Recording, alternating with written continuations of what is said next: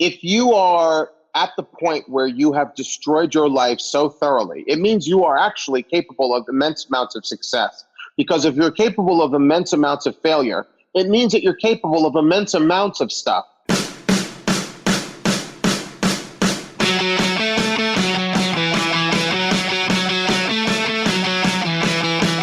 Welcome to Self-Made and Sober. I'm your host, Andrew Lassis, and in this show, I'm going to be interviewing entrepreneurs and other people who are not only crushing it in business, but they have also struggled with addiction in the past and are currently in long-term sobriety. And be sure to subscribe if you like what you're hearing so that you can get notified each time we put out a new episode. With me today is someone who has been in recovery for decades. He's made numerous TV appearances, performed at prestigious venues. He's an author, a mentor, and someone who I look up to in recovery. Sarge, welcome to the show. Yes, thank you for having me, Andrew. It's amazing. This is wonderful. Yeah, I'm really glad that you get to share your story with all the listeners. I was recently introduced to you a couple weeks ago, heard your story, and it just immediately popped in my head. It was like, a lot of people have heard your story, but to be able to reach out and to tell others exactly how you grew up, what it was like, what happened, what led to your downward spiral, and then, you know, how you sort of rose from the ashes. So give us a little background on what it was like growing up as Sarge. Well, I grew up multiracial, which is the politically correct term for Black and white, which is really finite, actually, but product of a relationship between an Orthodox Jewish woman and a Black man in the early 60s. I recently turned 50, and even more recently, I turned 57.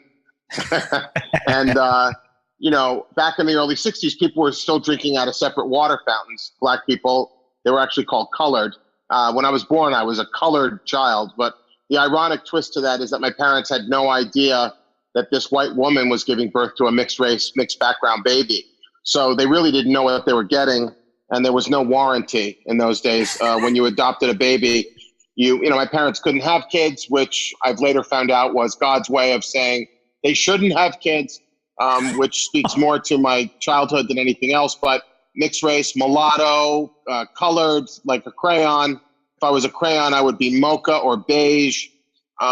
Just to put it in modern context, but identity crisis right from the get-go, and abandoned at birth by my birth mother.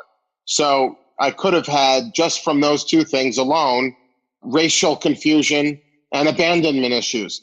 I'm not even entirely sure whether or not I suffered from any of that, but looking the way I do with freckles, I was a big kid. I was bigger than some of the other kids, so I was considered fat, stocky, big bone, chubby, pleasantly plump. You could give it all. So there's a third issue. So we're already starting our own back issue department.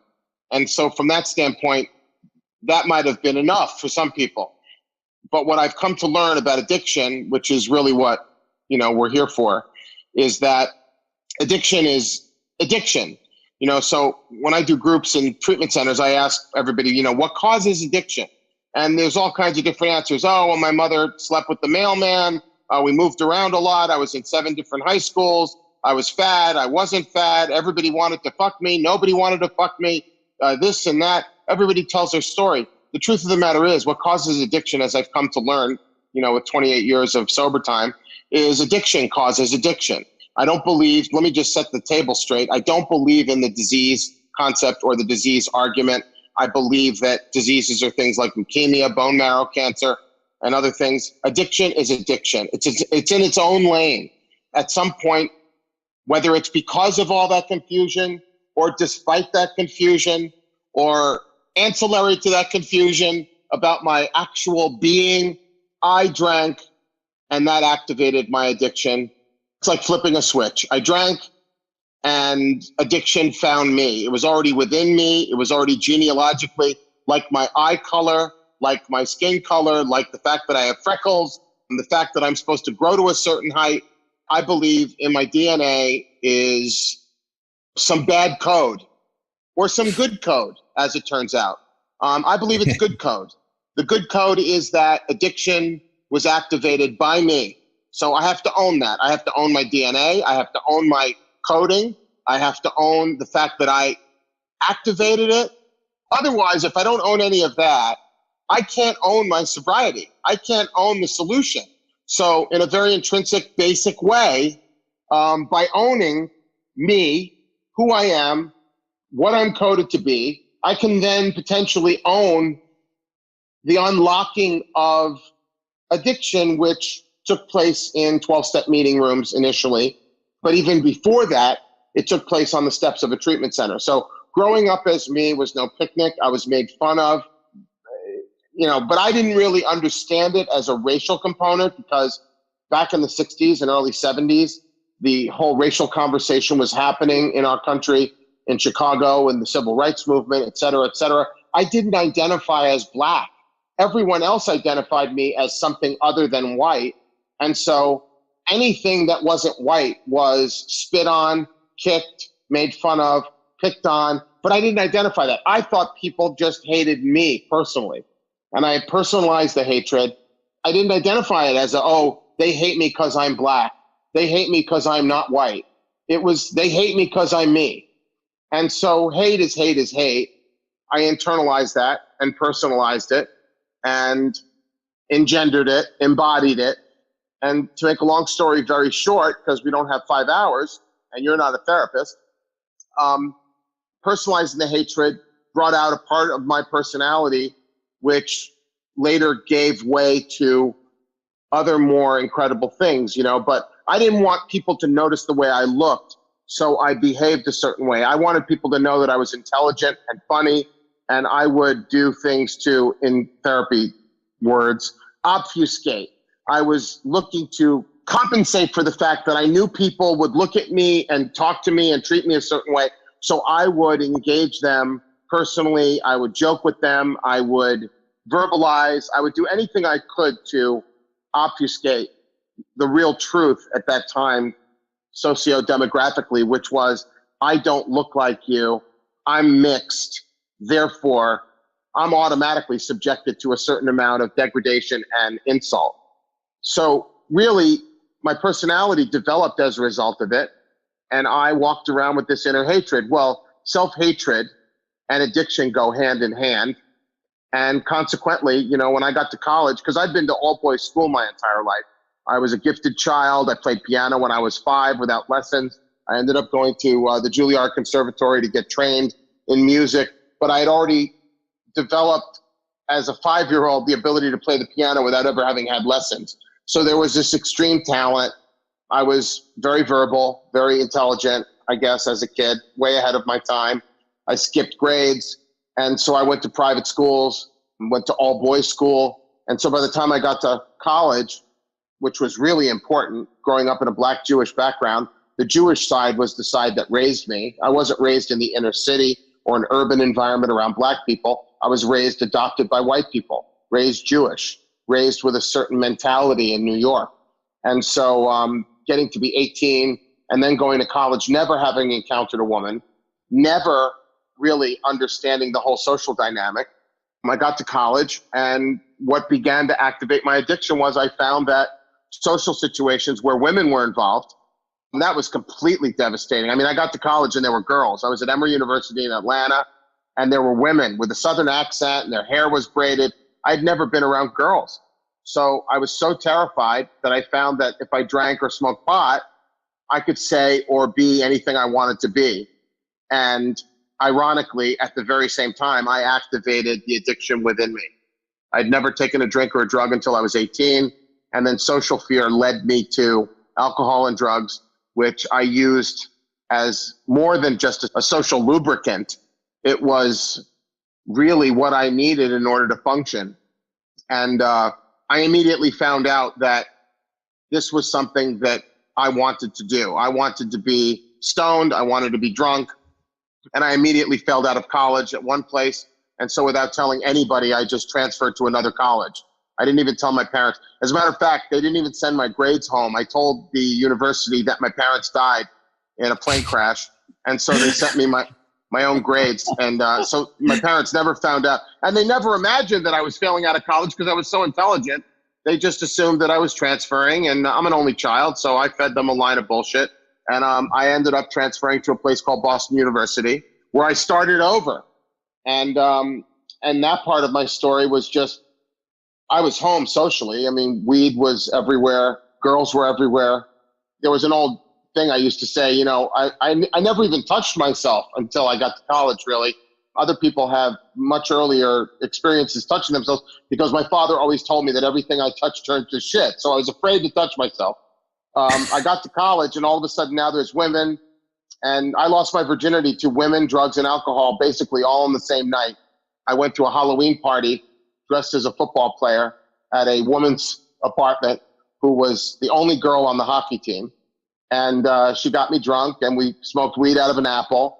And then I had my introduction to sex all in the same night. And from that point forward, it was just a weed fest. I actually found a loophole in the college system where I was actually able to scam, at that time, thousands of dollars out of my family.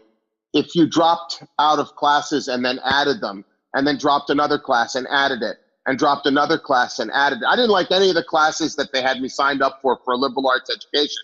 So I just went to the classes I wanted to go to. Sociology, broadcast journalism. I just went to whatever I wanted to and had the professors sign me into those classes. Well, when they submitted the drop ad forms to the university would drop you out of the regular curriculum and sign you into these other classes, but they didn't charge you for them.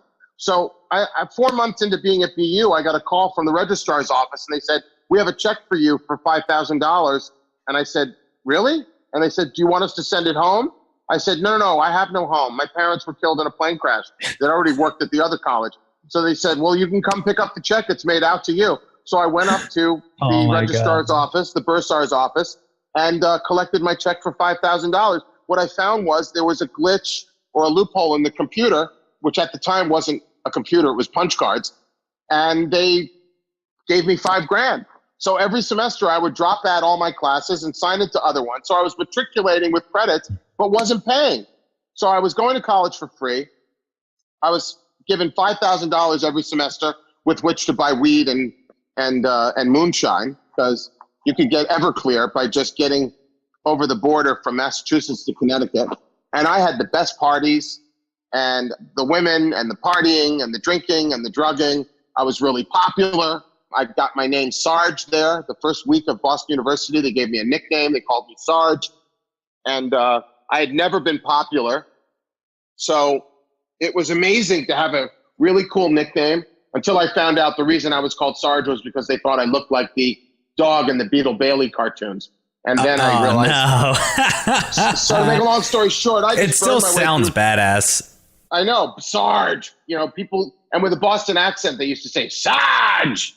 You know, every time I walked into a room, and I was correcting people. No, my name is Steven. They'd say, "Yeah, whatever you want, Sarge. You're Sarge to us." So all of a sudden, I was popular. I was drunk. I was stoned. There were women. I was taking the classes I wanted to take. It was unbelievable. And by what should have been my junior year, I read in the paper about a woman who was opening a modeling agency in Boston, and I was in the communication school. So I went and had an interview with this woman. I told her that I was a grad student in public relations and that I wanted to do public relations for her modeling agency. And she bought it. I was articulate. I was clever. I made a good appearance. I walked in, and this woman, her husband played for the Red Sox, and she divorced him, and she had all this money and all these cars and all these houses. So she said, "Well, you know, when can you start?" And I said, "Well, haven't I already?" I said, "I'll make your agency the top agency in Boston within 3 months." And she hired me. She's paying me $400 a week, which in 1984 was a lot of money. And I was her PR guy. I graduated from college girls to models. This was all inside of a couple of years. And so now I'm working this modeling agency, and I'm pulling all kinds of stunts for her agency. And I start putting on fashion shows at the big clubs and big hotels in Boston to promote her agency. Within 3-4 months, her agency was the top agency in Boston. And the only reason I was staging these events was so I could MC them. And I would do them funny, which was different than regular fashion shows. And I'd say, "And this anorexic is wearing denim with a suede top. And oh my goodness, if she just had a cheeseburger," you know, and I would just go on. And I was being funny. I didn't realize this was the seeds of me being a comedian. And It just so happened one weekend, I was putting on an event in Boston for her agency. And it just so happened all the top agencies in New York were in Boston at the exact same time for a conference. And they decided to come to this fashion show, quote unquote.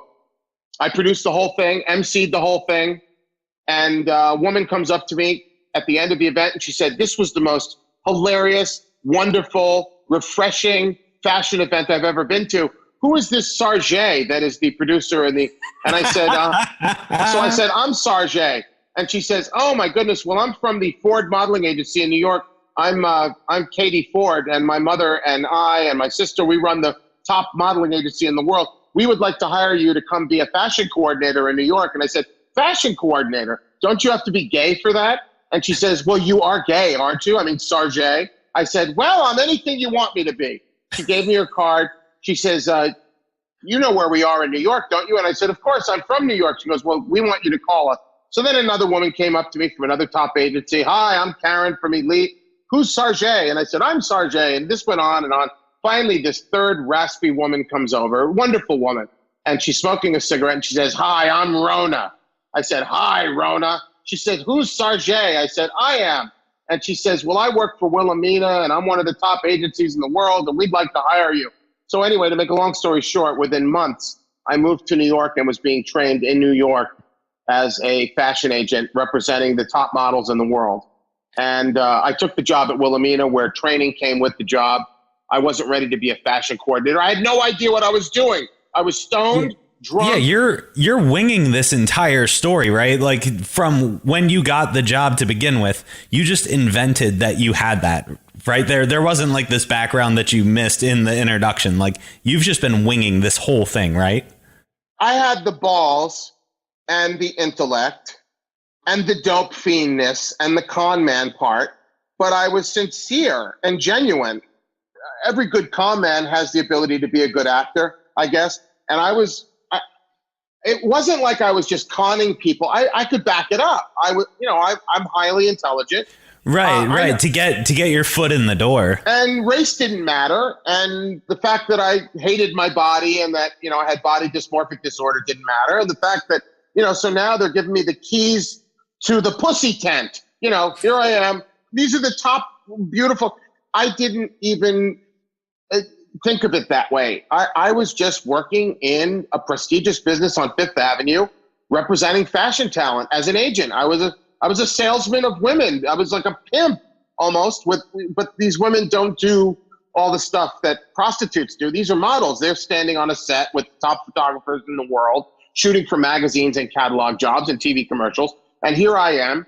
And at some point, I'm into my training with the top models in the world. And I'm sitting there and the women that were training me left the table and they said, "Just don't do anything crazy. Answer the phone." And so I answer the phone and this model's calling to check in. And she says, "Hey, baby, this is Whitney checking in." I said, "Hi, how you doing?" I don't know who she is. I don't know who the girls are. I have to look in the agency book and figure it out. So I go in this agency book and I'm flipping through and I'm looking, Whitney. Oh, there she is. Okay. Tall, 5'10", 5'11", light-skinned black girl, blah, blah, blah. So I said, "Yes, how can I help you?" She says, "I'd like to cancel the next 6 months worth of bookings." I said, "Well, I can't cancel bookings. You've got $500,000 worth of modeling work over here. I only know how to take a booking. I don't know how to cancel them. I'll get fired if I get." She goes, "Well, I'm working on an album." And I said, "You're working on an album?" And I laughed. I said, "You're working on an album, huh? That's great. What kind of album? A photo album?" She says, "No, a music album." I said, "A music album?" I said, "You've got $500,000 worth of guaranteed modeling work and you're booking out and canceling it all to be a singer." I said, "Isn't that brilliant?" I said, "Well, hold on a second." And I put the phone in the cradle and I said out loud, "Another fucking moron model that thinks she's going to be a singer. I mean, why can't they just model?" So with that, one of the women came back and she said, "What are you doing?" I said, "There's this idiot on the phone that wants to cancel $500,000 worth of confirmed booking to go work on a music album." So she said, "Where is she on hold?" And I said, "Well, right here." And she goes, "Well, no one's on hold. The phone was out of the cradle." And this woman heard everything I had said. Oh no. The woman was Whitney Houston. Oh no. Now, that's so great. Had I known then what I know now, if I was who I am today, I might have been able to sponsor her. But since I was at the very beginning of my addiction and my foray into crazy, she came in that day, spoke to the boss, and I was asked to leave, never to return. I was fired. And she came into the agency and spoke to the owner and says, I don't know who this guy is, but I want him out of here. And, within hours, I was out of there and hired by the next agency and the next place. And by the time I was 24, I was given a third partnership in my own firm. And I went from getting fired. I was failing upward. Now I'm a third partner in my own agency.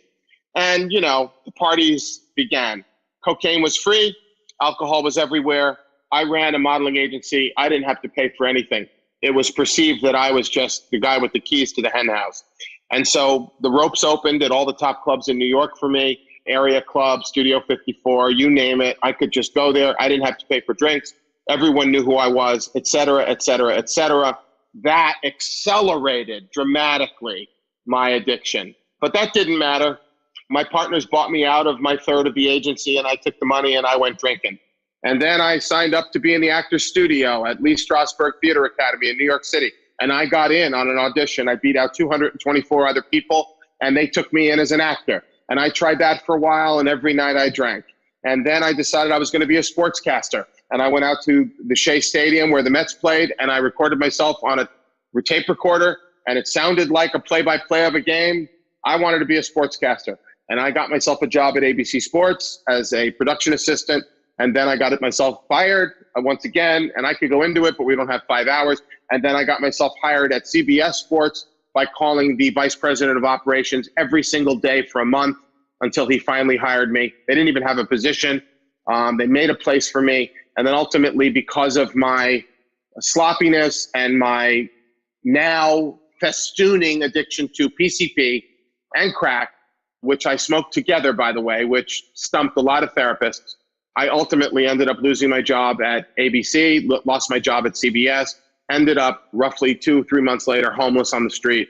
And it wasn't until a friend whose apartment that I had robbed in order to stay high came and found me, asked me where his stuff was. His name was Todd. I told him, Todd, I sold it for drugs. He says, you're 350 pounds. What kind of drugs? I said, really high calorie crack. And he laughed. He said, well, let's get you some help then. And it was that day that I was sent. It was Christmas of 1990. I was shipped off to Delray Beach, Florida, to the Beachcomber. This was when there weren't 50,000 treatment centers. There were 4. I walked into this place. The gentleman who is currently my sponsor asked me to pray for the obsession to be removed from my life to drink and drug.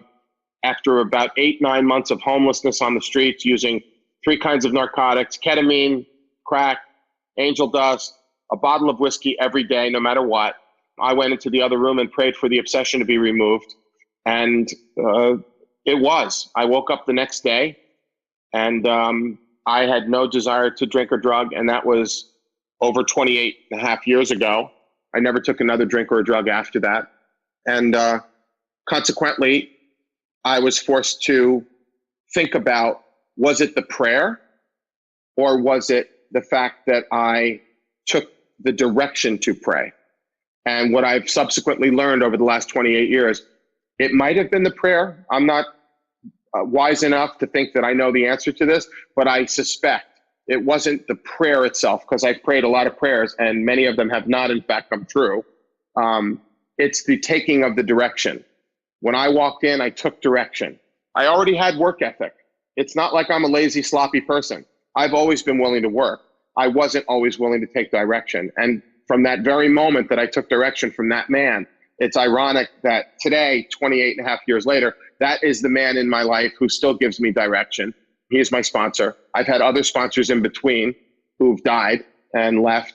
None have relapsed, though. That's a new story. You hear a lot around the rooms now today, how's your sponsor doing? Oh, he relapsed. I mean, that's not even something we heard back in the day, 28 years ago. Somebody's sponsor relapsing. It just didn't happen.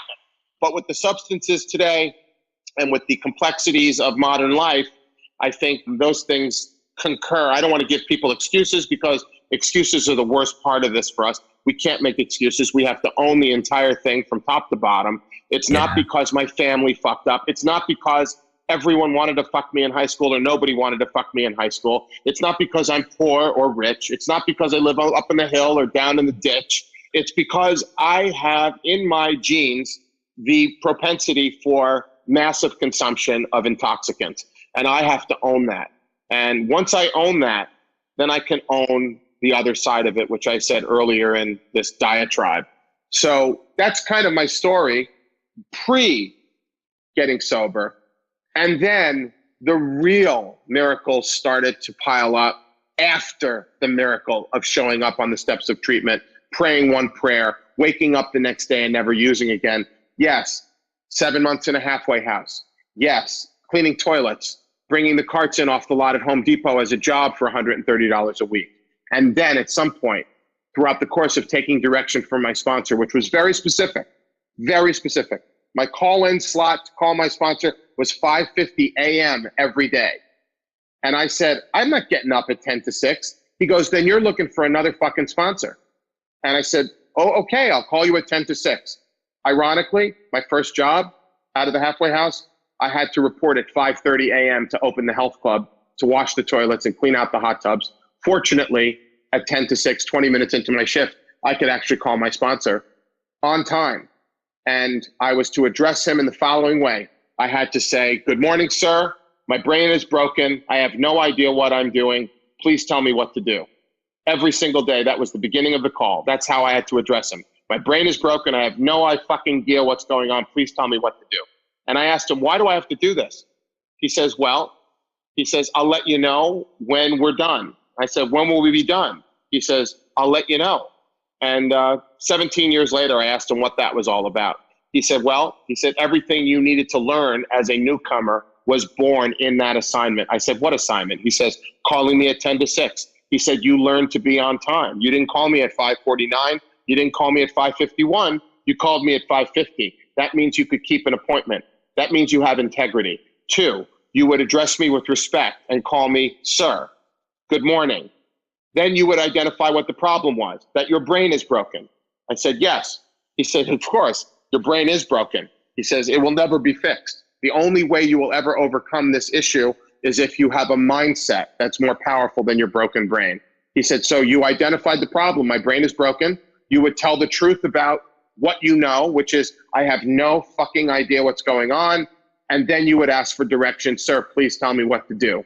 And each day you would set the table exactly the way it needed to be set, with integrity, with respect, by identifying what the actual problem is. And then you would ask for your marching orders. It's the same way you need to address your higher power. You need to own the problem.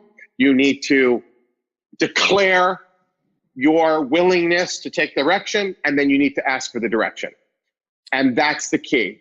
Some of it's about the spiritual prayer part and the meditation part, which is in step 11, which I think step 11 should be step 1. I think people should be taught how to pray and meditate long before they do all these other things. However, right there in that nugget, and he promised me something. He said, you will learn everything you need to know about the rest of your existence from this relationship. And he never lied to me. The taking of direction and the taking of suggestions from other men in the fellowship has never betrayed me, in or out of the rooms. People in recovery, I've never had to go to somebody in recovery and say, well, that didn't work out. Why'd you tell me to do that? Everything I've ever been told to do, I've done without hesitation, because I was taught to do that. Take suggestions without hesitation, and you will learn how to read the universe's handwriting. That's what I was told. Or if you like to call it God, you can call it God. I find it incredibly disingenuous at this point in my recovery to call it God. Other people say my higher power, whom I choose to call God. I call my higher power, whoever you are and wherever you are. I know you're in charge. Tell me what to do. Tell me who to talk to. Tell me what to say. Tell me where you want me to go. I ask for that guidance every single day. And that was all born out of that initial sponsor relationship. So the willingness to listen really helped take you from where you were trying to run the show, do everything your way, and your sponsor said, you are going to take these directions, you are going to follow them to a T, and these are non-negotiable. You didn't get to have a say in why 550 was inconvenient for you or why you didn't think that that was going to actually work. You just took it as fact and you ran with it because you saw he has the results that you want and you're taking instructions from the source. Is that sort of how your mindset was? Right. But folded into that is, some of us are ready to do that when we arrive and some of us are not. See, I just fortunately, I can tell you all the things that work for me, but if you're not in that place or if you're not willing, he always told me, I don't work with the unwilling. There's no point to it. I don't talk to the unwilling. I'd say, why'd you blow that guy off? He says, because he's unwilling. I said, how do you know that? He says, you can tell the willing from the unwilling. And when you give somebody a 5:50 a.m. call-in time and they make that call every day, except for Sundays, when they take the script, which is my brain's broken, I have no idea what's going on, please tell me what to do, and they parrot the script, you can tell if somebody's willing to do. I tell you, I took on a new guy the other day, a guy named Shane, and he called me up. He came through another guy who's in a program, and he called me. He says, I'm from Indiana, blah, blah, blah, whatever. I said, so tell me about your life. He goes, well, I work 12 hours a day, and then I go, I try to make a meeting every night, at 8 o'clock. And I said, okay, so here we go. Here's your first assignment. I said, you need to get up at 6:30 and make a 7 a.m. meeting every day and go to a meeting before you go to work. Then do your entire day's work with a new perspective, having prioritized your recovery by showing up at a meeting first thing in the day. Start your day with a meeting and end with a meal, some TV, pass out. I said, if you're going to 8 o'clock meetings, tired, you're not listening at the meeting. Chances are you're looking at the parade of sexual proclivity that, appears at meetings at night, and you're being distracted. So that's a completely failed scenario. I said, you need to get up early. You need to call me every single day on your way to work from that morning meeting, and you need to flip the script. And you know what? The next morning, the phone rings at 7:30 a.m. I go, who is this? He goes, Shane. I go, why are you calling me this early? He says, you told me to call you on the way from my morning meeting. He says, I'm making a 6:30 a.m. meeting every day now.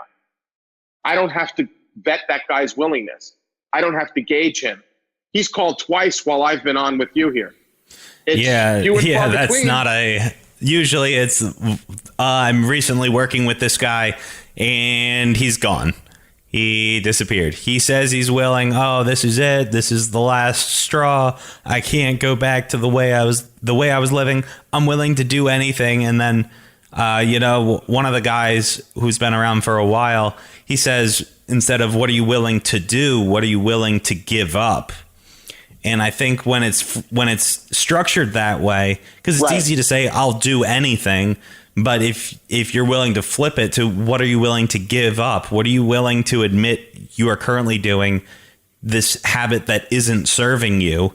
Are you willing to take a look at yourself and realize I can't keep doing things the way that I'm doing, and not only adding new habits and routines, but taking away things that you may think are an asset to your life that are actually going in the liability column, and you're just miscategorizing it.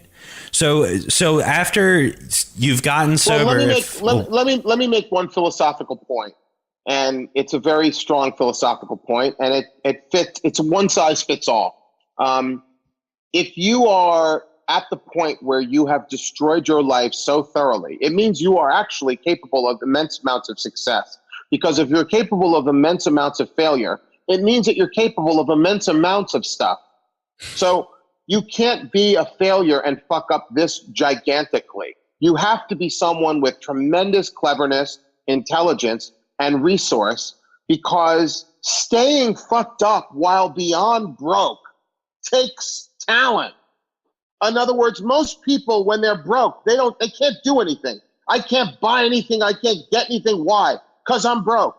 How do drug addicts stay high on expensive product, whether it be booze, whether it be drugs, whatever it is? You've got to be resourceful, clever, guided, determined, and that's why I have a little bit of a problem with the whole powerlessness conversation. Yeah, it's important to acknowledge that I'm powerless over cheesecake. I'm powerless over the blackjack table. I'm powerless over women, or I'm powerless over drugs or alcohol, okay? All that powerlessness. But you know what's even more powerful than powerlessness is determination. People who are driven by addiction are fiercely determined to not listen, to refuse, to be stubborn, to stay the same, et cetera, et cetera. I believe you're a lot closer to being gigantically successful when you're ravaged with addiction, because ultimately you don't have to lose your stubbornness or your addictability. All you have to do is be stubborn about and become addicted to a new habit. And when the new habit is prayerfulness and meditation and listening, you have now taken those qualities about you, which are the worst, and you've now just become addicted to something else. And there is that window of opportunity when we are detoxed and we do have a short time sober. That window of opportunity is a window of opportunity within a window. The window is all of us can detox, all of us can get sober. Staying clean, staying sober is the trick. There's an industry built around detoxing people. There's an industry built around treating people. The only industry built around helping us to stay clean is the conversation you and I are having today, peer counseling. There's no industry built around this. It's a complete nonprofit deal. It's voluntary. That's the ironic twist. And when peer counselors like us intercede in the window of opportunity, we find the Shanes and the guy you're talking about. We find them, and once again, unless the person is willing, nothing is possible. And it's not my job to sort out who lives and who dies. It's not my job to handicap who's... Listen, I've watched guys, major celebrities in Hollywood, who fell into the trap. They got massively addicted. I've watched the guy standing outside the meeting with a bandana, vaping, macking chicks, and then there's the other celebrity inside who brought his chair from Cabela's Bass Pro Shop. He brought his own chair because there was no way to get a seat at the meeting, so he brought his own chair. And then after the meeting, he put chairs away, he mopped the floor, cleaned the bathroom, and then got back on the van with the other guy that was outside macking chicks. The guy that was outside macking chicks is sober now 22 years, and the guy with his chair from Bass Pro Shop, he's still trying to get this, and every 9 months he goes out. So it's really not about the earnestness that we show. It's not about we can't handicap it. The universe picks who survives and who doesn't. And it's the same as in the tundra. There's zebras all standing out there. The universe decides in the mind of a lion which one's going to be lunch and which ones are going to run to the next pasture to get away from trouble. And to be honest with you, you can never tell. It's maybe not the fat one with the broken hoof in the back. Maybe they go for the calf. Maybe they go for the one in the front. The universe does the sorting out. And I trust the universe because guess what? It saw fit to teleport me into the safe pasture. So I don't take any credit for the sorting out process of the universe. The universe decides who has something to offer this planet, who has something to offer others, who is the best carrier of the message, who has talent, who can make a difference in this world. Those are the ones that get teleported. So if you're one of the ones who gets teleported, like yourself, who chooses to spend your time this way, creating a product that can put some energy into, some wind into the sails of people that are looking for that next piece, that next bit of wisdom, that next motivating force, then you don't have to question why you've been saved from yourself. You've been saved from yourself. And so have I. And all of us who've been saved from ourselves can all get together and talk about how we should be dead. And in the meantime, thousands of us are dying. Thousands of people. And it's really not about whether, there were enough meetings in their area, whether they were willing to read the book, whether they were sitting at a Starbucks highlighting. We say something at the beginning of rarely have we seen a person fail who's thoroughly followed the path. I reject that. I've watched a lot of people thoroughly follow the path and then thoroughly go off the path. The literature in some ways needs to be updated because it only works for who it works for. Mm-hmm. A small percentage of those of us afflicted with addiction show up in those places and find nirvana. Yeah. 99% of the people that show up in those places may not be able to get with the antiquated nature of eye-to-eye contact, sharing on a group level, sitting in a group. You have to remember, since I got sober, the world has sped up, man. And there's a whole bunch of people whose brains are not only compromised by addiction, but are compromised by the immediacy and the immediate gratification of technology and the power of the drugs that people are on, which completely hijack your brain. My brain was not hijacked. I half-lifed off of ketamine. I half-lifed off of crack and PCP. Once those things half-lifed out of my system, once I was no longer under the influence of Jack Daniels, once I no longer was, hitting the bong, I had a clear shot at a clean life. A lot of people, pharmacologicals, scientifically engineered product, fentanyl, they're not street drugs anymore. These are lab drugs, and they've turned people into lab rats. And so no matter how able we are to vet their willingness or readiness, no matter how astute you and I are about the guys and gals that we think can make it, you've got a shot, you've got a shot, you've got a shot. If you've been changed biochemically by some scientifically engineered product, I'm not sure a whole bunch of happy horseshit and kumbaya holding hands, showing up in the same place every day to have the same chair for 20 years.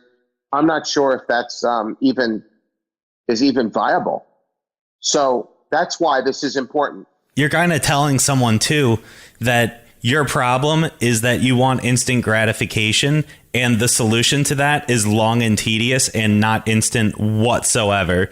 So the catch-22 is, your problem is that you need something immediately. The solution is that you don't need it immediately. But the reality is people are dying from it. And I mean, if it was just pop a pill and it works, that would be great. But a lot of it also has to do with your mindset just completely being shifted. And you had said, you prayed for the willingness and then it was gone because you sincerely meant it and you followed through with it. So moving forward, though, just continuing with, so after you've been sober, what got you into the comedy field? You had touched on how there were rumblings of it earlier on when you were doing the shows. So what did the beginning of that look like, and how did you start moving up in that world? Well, once again, we have to take everything through the prism of, once I half-lifed off of all the substances, I was in early recovery and I had a clear shot. My brain was not damaged and neurotransmitted like a lot of these people. So you can take some of my markers of what worked for me and what didn't work for me. But once again, if it's a young listener, I don't want to disavow their journey. You know what I mean? I just so happen to know that when you take opiates, your brain makes more neurotransmitters. Your brain becomes hungry for what you were giving it. Remember, once I was off the stuff I was off of, I was hungry for health, wellness, and improvement. I was hungry for coaching. I was hungry for love and approval. And that's what filled the void for me immediately. So the third day at treatment, you have to understand I was detoxed and now I'm on the beach. Think about that. I'm at treatment and I'm on the beach. And my therapist, who ultimately is my sponsor today, who has 40 plus years of clean time, this guy says, go to the beach and I want you to meditate. Well, my brain was like, a video game that was stuck on and I didn't have a joystick. He says, go meditate. So what's the subject of the meditation today? He says, well, what would you attempt to do if you could not fail? Okay, in your life, once you get out of here, you're going to have some sort of plan, some sort of idea of what's your dream? And I went to the beach and, I tried to meditate. Everybody found their spot. There were about 16 of us. So everybody found a little patch of beach to sit on where they weren't near anybody else. I sat down and I started to think about, keeping my eyes closed, trying to meditate a little bit, trying to get my mind quiet. And the first thought that came to me was, when I was 6, my grandfather took me to see Don Rickles in the mountains, in the Catskill Mountains in New York.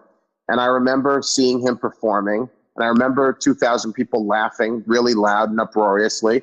And I remember thinking, I don't know what this guy's talking about, but I want to do to an audience what he does to an audience. I really didn't understand comedian as a job. I just saw that this man was on stage talking.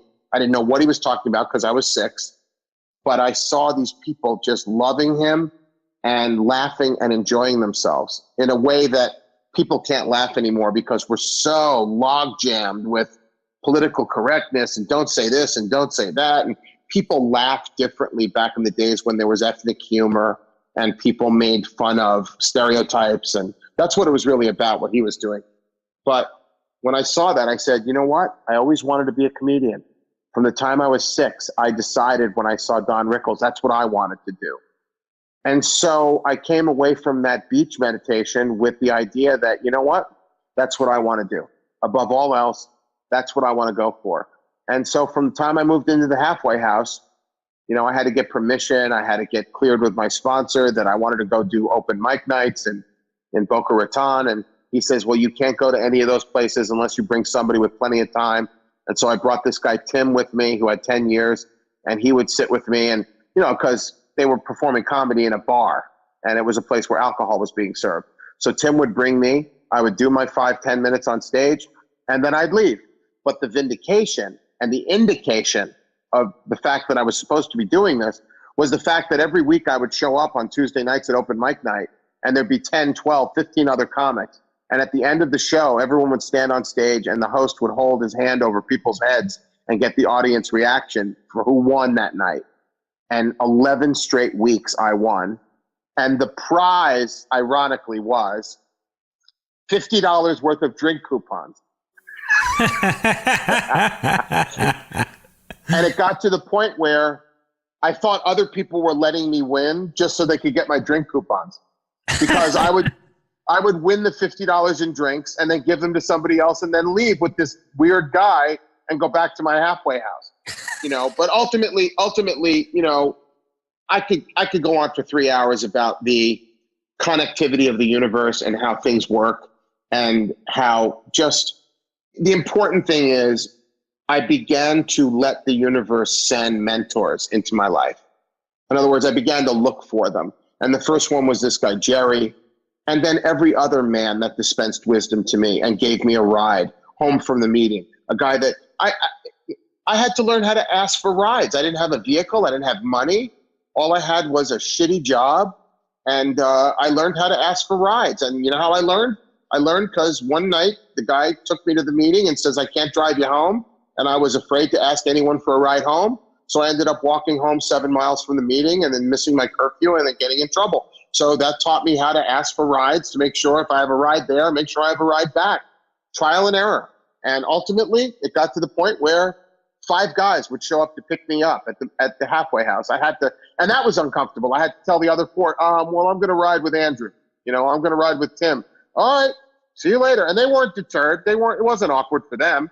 They were like, no, I figured you want to go to the meeting. I showed up here. Yeah, I'm sorry. I already got a ride.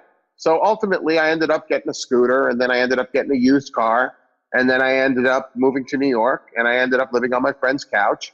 And I embarked on becoming a comedian in New York by going to open mic night. And then I was introduced to what they call stage fright, which is immense amount of physical, mental, emotional fear. And I found that the other comedians were drinking at the bar. Some of them were outside smoking a joint. And I was the guy on his knees in the men's room stall praying the fear away. And I learned that fear, immense amounts of physical, spiritual, mental fear could be prayed away and meditated away. And so I live my entire existence now in the presence of courage, creativity, imagination, determination, motivation, improvisation.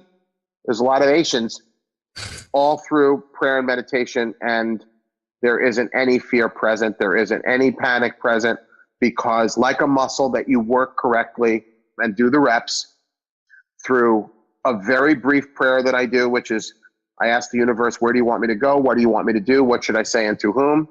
Then I engage in a battery of positivity infused meditation where I pray on the word gratitude, and I may say it 6,000 times, which takes about 35, 40 minutes. I am no longer someone who experiences stage fright or fear. And in the absence of fear is tremendous amounts of creativity, courage, imagination, and willingness to be an artist. I learned that I'm an artist. I'm a musical artist. I'm a spoken word narrative artist.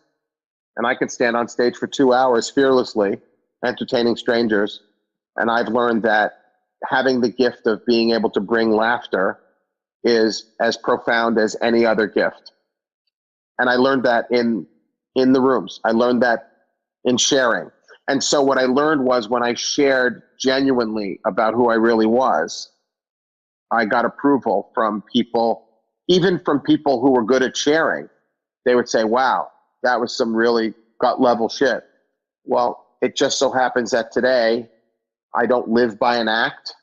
I don't have to write a lot of material. I show up as me, which is the same way I showed up in my recovery. And now I show up on stage as a fully evolved, not fearful, courageous person who is comfortable sharing himself with people, which is what I became in recovery circles. And I just and that's who I am today as an entertainer. So learning that skill initially, though, because you were extremely uncomfortable growing up and wanting approval. And I mean, I'm no therapist or anything like that. Don't claim to play one on TV. But the idea of you get into recovery, you share your truth, which in the past had been ridiculed, and then it was embraced. And then you start getting those reps that you're talking about of accepting things are going to happen how they're supposed to happen, and just rep after rep after rep, building that muscle that you were talking about, and then starting to have a dependence on something bigger, the universe putting the right people in your life at the right time, putting the right opportunities at the right time, and being able to get past things like fear without having to go for a drink or a drug, which that is the instant gratification. But you seem to have discovered that through prayer and meditation, you can achieve very similar results as far as the uncomfortability. Like when you went to college and you're at the party, I know for myself, that was the ultimate social lubricant. Is I drank and did all sorts of other things because I didn't want you to know who I really was. And if you knew who I really was, I was afraid you wouldn't like me.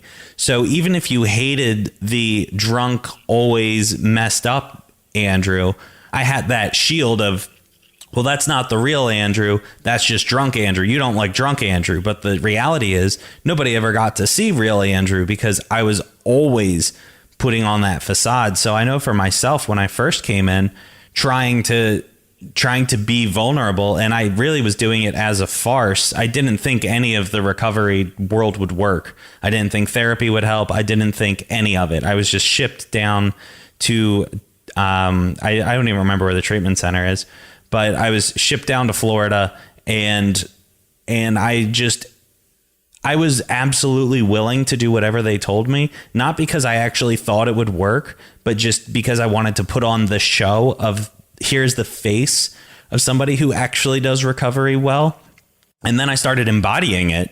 I was trying to apply it. I mean, I fast forwarded through all of that other stuff you were talking about, the uncomfortability at parties and drunk Andrew and all that. That wasn't even a consideration of mine. I just knew that I went very quickly from point A to point B in terms of, well, this is going to be uncomfortable unless I'm there drunk. And then I would go there drunk, and then God only knows. I mean, but the funny thing is, in looking back, I'm friends with a lot of people who knew me then, and a lot of them didn't know I had a problem then. I mean, I felt really fucked up, but a lot of them said, oh, you were always a funny guy, a great guy. You were always very charismatic, always very funny. People wanted to be around you.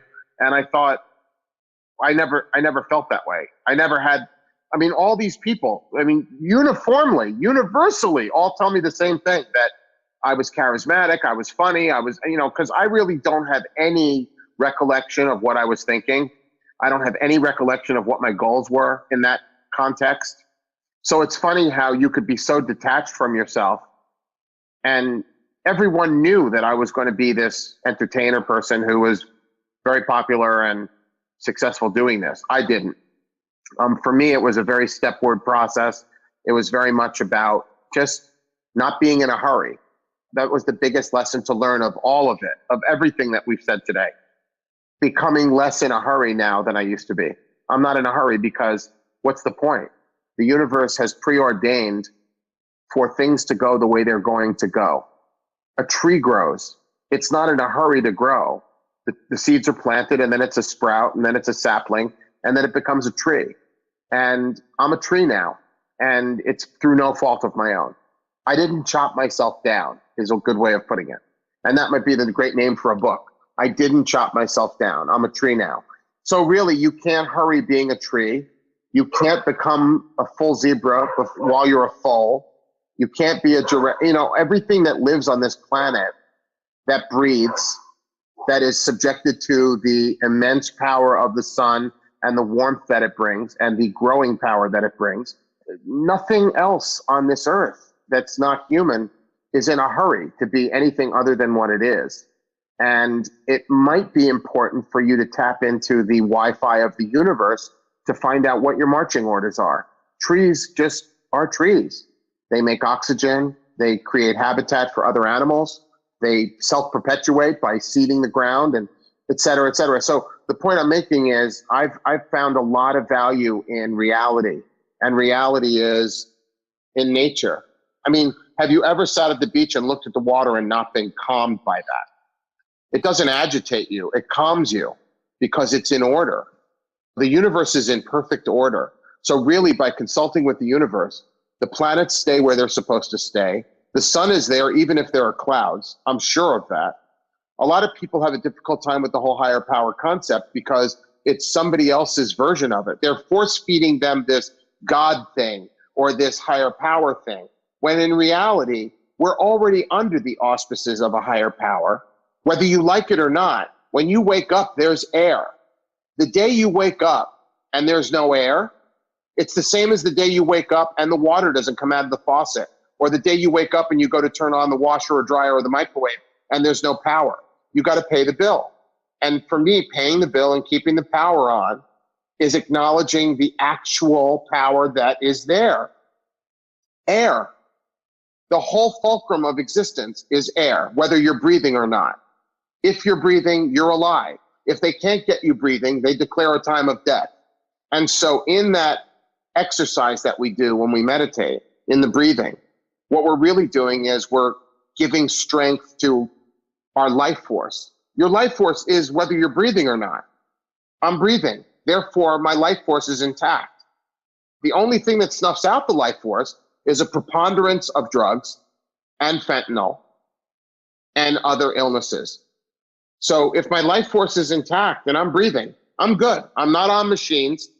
There have been people that are on machines and their whole fulcrum of their existence is whether they're breathing on their own or not.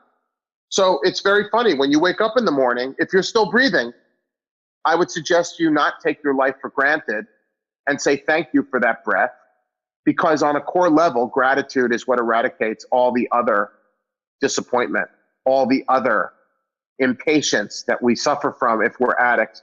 We're cynical, we're dark, we're negative. I mean, if I said to you and you were working for me, let's talk after work, your first thought would be what? Negative. Right. I haven't had any negative experiences when people invite me to talk or when people say we should have a conversation. Maybe it's something I can learn. Mm-hmm. I'm not going to get fired. I mean, my first thought is, they're going to fire me. They're going to break up with me. My wife is going to leave me, whatever. I mean, those are all the negative, because I've become so ferociously positive, and ferociously is an important distinction. Ferocity is very important. Nature is ferocious. Things that are predators in nature are ferocious. Storms are ferocious. Turbulent water, ferocious. I think we adopt that ferocity for our own positivity because it's a choice. And you can either choose to be ferociously positive or choose to be ferociously negative. And once you have a preponderance of spiritual activity in your life, which is really the only thing that eradicates addiction, then you have it. It's about ferocity. It's not about ferociously going to meetings necessarily. You can't do that perfectly forever. But every day you have to wake up and every day you have to turn in at night. Sleep is essential. Therefore, when I wake up, I put a ferocious amount of prayer and meditation there. And when I turn in at night, I put a ferocious amount of determination there. And I frame my sleep. I prepare myself for tomorrow morning by preparing myself tonight. Today doesn't start this morning when I wake up. Today starts tonight when I go to bed. Wow. And by changing the perception of time and realizing that if you don't prepare yourself to be ferocious tomorrow morning, then you won't be. It has to happen every single day. And if you don't miss a day, you don't miss a week. And if you don't miss a week, you don't end up missing 3 months. So it's really about you treating your own addiction. Once you've been through a treatment center, it's not over. You have to treat your addiction every single day. And if you don't treat it every day when you turn in and when you turn up, then you have to assume it's not been treated. And if your addiction's not treated, you know how it treated you. So ultimately, it's about owning the onus of treating your own addiction and realizing and accepting and owning it never goes away. It only stays at bay by virtue of the fact. And once again, there is a statement in the program where they say a daily reprieve contingent upon your spiritual maintenance. There are two really important things in the program. If you're not a program person, you can take these two things to the bank. One, the spiritual life is not a theory, we must live it. And two, it's a daily reprieve based on your spiritual condition and maintenance of that. Those two things alone, you can take those things out, and if you live them ferociously and you own them, you could keep your addiction at bay, and it keeps getting smaller and smaller and smaller and smaller until it's barely a whisper. Wow, that's such a great point, and I think that's a great place to wrap up on. So, Sarge, how can people find you if they're looking for you online? Okay, they can go to iamsarge.com, and they can email me there, and they can see stuff about my business and my career and about me, and they can email me through that portal. They can also go to Comedian Sarge on Facebook. I'm not that active on Instagram or Twitter, but I'm there, but I'm really not there. So Comedian Sarge or iamsarge.com are two places where they can reach me, talk to me, text me, ask me for reinforcement from some of the stuff we talked about today, or if it's some, amateur comic that thinks he wants to be a pro, or if it's somebody that wants to hear more about meditating and focusing on a positive affirmation of gratitude, or if it's just to say, yo, that was dope shit. Whatever it is, I'm a public person. I'm a personal. Remember, we have a public persona, we have a private persona, and then we have a secret persona. And one of the things we learn to do in recovery is our secret persona becomes our public persona. Yeah. There aren't those three personas. It all becomes one, because you're only as sick as your secrets. So by revealing yourself genuinely and not being afraid around other people who have revealed themselves genuinely and aren't afraid, you can stop being plagued by your secret self, and you can begin to be who you're supposed to be. Because every one of us has a supposed to be me. There's a supposed to be me. And I no longer want to be who I was being or who I became. I'm ever moving towards the who I'm supposed to be. Who am I supposed to be is a better question than who am I? Because perfect. I can go to a sponsor and say, who am I supposed to be? And they'll tell you, who am I? There's no answer to who am I. But there's an answer to who am I supposed to be. Because you have the guidance. And in every instance, that's the only way it can be achieved is through guidance. And then one more important thing, the voice in your head has got to be replaced by the voice of higher selves. Put yourself in the presence of people that know how to live this way, so that the voice in your head can be replaced with the voice in the phone. Absolutely. And the only way for the voice in your head to be replaced is by using the phone. And having my voice in my head is completely influenced by my sponsors and by my higher selves, the people who have contributed to me. Allow yourself to be contributed to. And I love you for even inviting me here. And I hope we make a difference with more than just one person. Oh, absolutely. And the feeling's mutual. So everybody, be sure to check out Sarge online. And thanks for listening to Self-Made and Sober. Be sure to like, share, follow all the social things. And thank you again, Sarge. It was a pleasure having you on the show. Thanks, Andrew. Hey, this is Andrew, and I just wanted to thank you so much for listening to Self-Made and Sober. As you know, I'm a business coach, and if you're interested in taking your business to the next level, go to lassiscoaching.com/30. That's LASSISE coaching.com/30. and sign up for a free 30-minute business coaching session. I've helped tons of entrepreneurs grow their businesses from pure chaos to 6, 7, and even 8-figure operations. Heck, I even 48x'd my own company from year 1 to year 2, and I know I can do the same for you because I've been there and I want to help. So that's lacisecoaching.com/30. And again, thank you so much for listening to Self-Made and Sober. And